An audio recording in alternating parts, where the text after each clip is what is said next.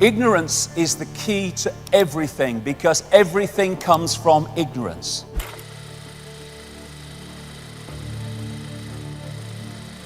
And when you look around the world, that is what we have overwhelmingly, virtually everywhere.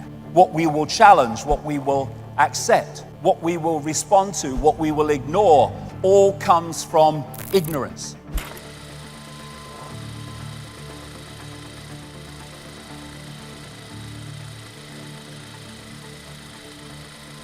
And we call it education and learning about the world. No, it's learning about the world that in power wishes us to believe in.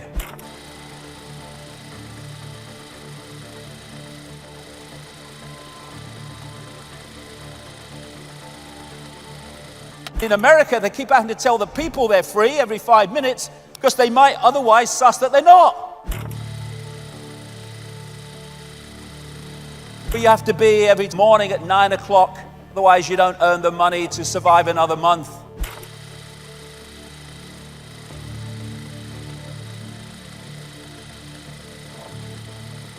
That's not true of everybody, but the vast majority of people every morning around the world get up out of bed, if they have one, and go to do something they'd really rather not do, but they got to pay the rent, so they got to do it.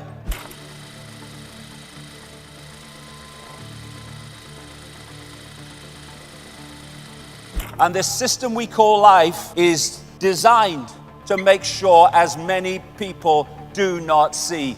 Because when there's a few controlling the many, you can't do it physically across the world.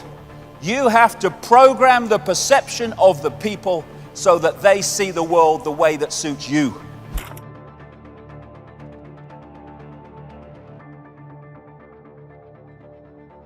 They don't call it television programming for nothing. Television programming. Fear everything and then give us your power so we can save you from what we've manipulated you to fear. It's going on day after day after day across the great spectrum of society. It tells you what to wear, what to eat, what to think, what to love, what to fear, who to ridicule, who to condemn. The brain is not who we are. It is a processor of information and a communicator of information. Looking for consciousness in the brain is like looking inside a radio for the announcer. The radio is just decoding information. That's what the brain body is doing. We are conscious in a very narrow band we call conscious. That's what we perceive and think we're awake. But beyond that is the unconscious, the subconscious, which goes on and on into infinity. And the idea is to isolate the conscious from the greater self.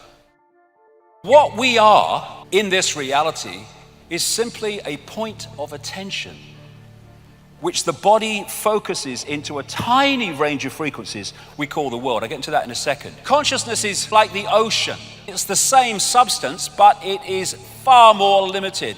Like ice is the same substance as water, but it's in a completely different and more limited state. When you look at the oceans, they say it's the South China Sea, they say it's the South Atlantic, the Indian Ocean, the North Atlantic, same bloody water, same water. But what we do is we give our water, our infinite self, names, like Ethel Jones and Arthur Smith. And we give them identities without realizing that we are just points of attention within one infinite, eternal consciousness. If you don't become the ocean, you're seasick all your life.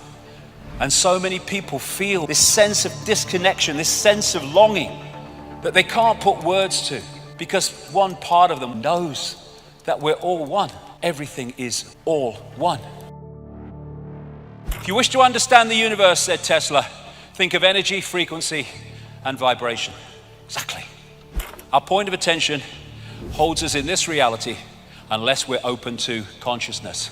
Because what happens is if you come into this reality, this visible light reality, and you hold that connection to consciousness beyond this reality, you have everything you need. You have the information coming through the senses to give you a fix on what's happening around you, but you have the big picture that's outside of this reality, that's not programmed by its perceptions and its sense of limitation, which can then feed you insight, inspiration, intuition, to give you insight beyond that which you are directly experiencing. But most people are caught in the program, which they think is real and they think is all there is to see. When you put a disk in a computer, it's information. The computer is information. It decodes the information. One part of information is encoded to be decoded. One information source is encoded to decode. And that's exactly how our reality works, except the body is decoding and also encoding. We have a biological computer. Biological in the sense that instead of like a desktop computer, you put information in it, you press enter, and as programmed, it responds. A biological computer has the ability to assess information and make decisions about it, which is what the immune system is doing all the time, 24/7, without any input from us. Form is in formation. But we come into the realms of form, and form is created from information. If you look at the body, it's just like a computer in basic sense. When a computer don't work anymore, won't switch on, what do you say? My computer's dead. It goes into sleep mode to save energy. It has an antivirus system. That's our immune system. Best antivirus system ever. The brain is the central processing unit.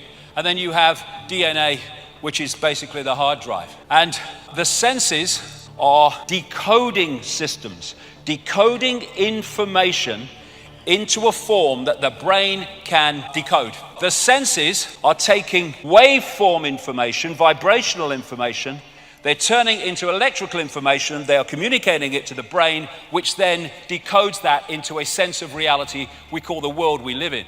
The world that we think we're living in exists there. And worth thinking on this. If you can manipulate the sense of reality of that and the way that decodes that information, you are dictating the experienced reality of the target population. And that's what's happening all the time. What the media's doing, and most of them don't even realize it, they're telling you what you're looking at. Keep people in ignorance. Create preoccupations and you lower defenses. Give out less cash and more credit and you trigger more self-indulgence and social engineering data. It's all a bloody mind game, and there are various techniques that are used all the time to push this agenda on by manipulating our perceptions. If you take the human organism into a technological level of control, the ability of that to access that becomes almost unimaginable. That's the idea. But the bottom line is, the difference between the world we live in and the world that we can live in is whether our society is conscious or unconscious, because unconsciousness is going to get us here, so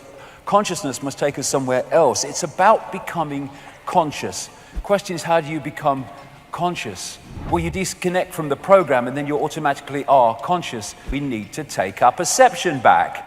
People say, what are the solutions? Joy, love, peace, hope, serenity, humility, kindness, benevolence, empathy, generosity, truth, compassion. That's the solution, because everything comes from that. All these things will transform the world, and there's so many people in this world who are already there. What we need to do in a holographic out expression of this changing consciousness will naturally come from the changing consciousness. Changing consciousness is what we need. It is just a choice. But people often don't make the choice. We accept the imposition of belief from other people, whether it's parents or academics. No. Blank sheet of paper. I decide, the I decides what goes on that paper. In other words, what I accept as my reality. I don't care how many letters you've got after your name. I don't care if you're freaking famous. I don't know who you are. I don't care if you're my mother and father who are trying to impose their belief system upon me. I am infinite awareness. I will decide what my belief is and how I perceive reality. And that breaks out of this program of responding to how others tell us we should be. When we choose not to fall into the program, then we start to make a positive difference in the world, because by disconnecting from the program, we are taking its power away one by one by one. Can you remember who you were before the world told you what you should be? That's a starting point. Let's now, from this point, start to be who we are and not what the world is telling us we should be.